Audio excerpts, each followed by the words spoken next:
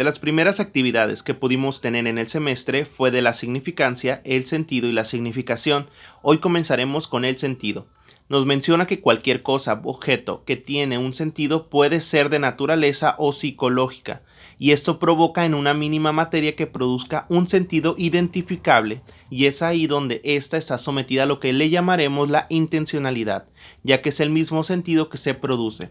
Ejemplificando en el sentido de cuando yo estoy hablando de cosas que para mí tienen un gran valor sentimental y pues para mí son un tema muy serio. Entre muchas de las veces las personas que están a mi lado escuchando lo que yo digo pues genera un gran sentido, que gracias a las intenciones de mis palabras o el contexto que puedo darle en un sentimiento, pues me pasa muchísimo esto cuando voy con mi psicóloga y hablo de mis problemas.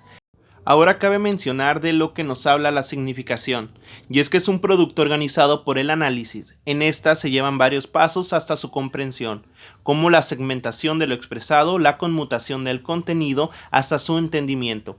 En consecuencia, se puede decir que la significación es la opuesta al sentido, ya que en esta se requiere un análisis y no un sentimiento. Además de esta, está articulada siendo casi irreconocible al momento, hasta después de su análisis y gracias a los elementos que la conforman, de la segmentación y la conmutación. En la parte de la significancia nos habla de cómo engloba varios elementos, entre ellos el sentido y también cómo es un conjunto estructurado, haciendo que la significancia imponga una jerarquía, que no es muy pertinente de hecho. Entendido esto, es cómo se determinan las unidades de cada palabra en un contexto científico, que es lo primero que se viene a nuestra mente cuando hablamos de significancia. Dentro de ese semestre también vimos la opinión de lo que es la hermenéutica, pero para mi opinión, la hermenéutica se basa en una mirada general de la metateoría constructivista, en la que podemos decir que la hermenéutica es una de las bases para el desarrollo y el análisis del discurso. De esta forma, pues vamos a englobar otros conceptos que van ligados entre sí, como lo que es la pragmática. De todas estas ciencias, solo puedo decir que van más enfocadas y relacionadas a lo que es el lenguaje, con el que nos sirve para analizar y crear contenido como discursos, así que con ello, pues tener ese análisis pensando en lo que es la interpretación de la información y después la retención de ella misma.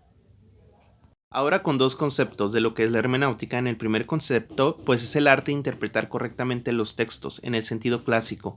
Es la disciplina auxiliar y normativa que tenemos para utilizarla en los textos canónicos o sagrados de las ciencias que practican la interpretación de los textos. Y como segundo concepto, es una reflexión metodológica sobre la pretensión de la verdad y el estatus científicos de la ciencia del espíritu. En este se le agrega una segunda función, que es el sustento metodológico para todas las ciencias del espíritu dentro de lo que significa la hermenéutica. Lo que pude comprender dentro de la pragmática es que es un análisis formal y que a su vez se encarga de estudiar toda la estructura del discurso, para que éste tenga coherencia, forma y dinamismo. Todo esto utilizando los elementos del lenguaje, en especial la pragmática, ya que siendo un acto de habla es muy importante cuidar el enunciado de cada persona, así como las intenciones que se tienen, dando un contexto más formal a todo esto del discurso que se está elaborando, siempre y cuando cuidando su interpretación, el significado y a quién va dirigido. La pragmática. Primeramente, los conceptos básicos que tenemos son el significado y la interpretación. Como significado es la proposición obtenida a partir del significado de las unidades léxicas y las relaciones sintácticas establecidas entre ellas, así como la interpretación nos dice que el significado contextualizado en el que se incluye la contribución de los factores situacionales.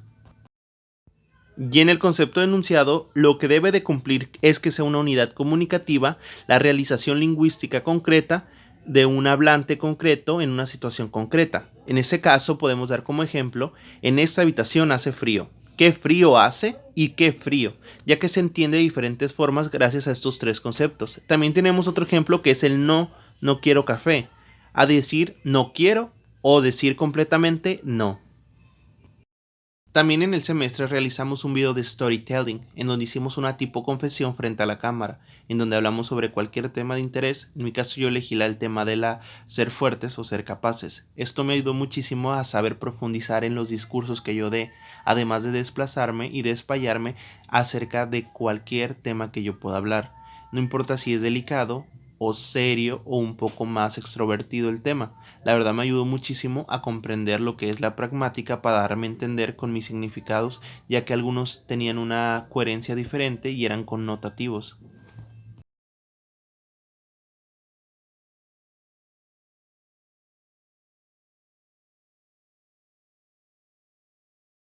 En el semestre también vimos el acto locutivo, inlocutivo y perlocutivo.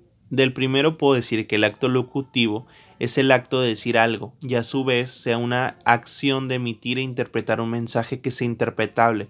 De esta forma creo que a su vez será algo fácil de emitir por parte del emisor y parte de entender por parte también del emisor. Del acto locutivo es el que se realiza mediante la emisión, para ser más exactos, es la emisión del enunciado, y este se basa en la intencionalidad o el propósito y la forma de expresar de la persona que lo emite. Y por último, el acto perlocutivo se basa más en la reacción o el efecto que provocará en el receptor. Por lo tanto, este acto se considera perlocutivo, porque el emisor provoca que en el interlocutor, ya sea sobre un comportamiento o un sentimiento, pues tenga una reacción. También dentro del semestre vimos lo que eran las figuras retóricas. Para mí son formas no convencionales de emplear cada palabra para dotarlas de la expresividad, la vivacidad o la belleza, con el objeto de sorprender, emocionar, sugerir o persuadir. Con eso que vimos de las figuras retóricas hicimos un texto del cual resaltamos algunas figuras retóricas y así las apropiamos. Entre las que más me llaman la atención siempre es la anáfora, que es la repetición localizada de un elemento particular. También la que es el pleonasmo, que es la presentación redundante de un elemento o una composición cuya función se sobreentiende. Así como también una de las que más uso yo en mi día a día es la metáfora, que es la relación metafórica de dos situaciones o dos elementos.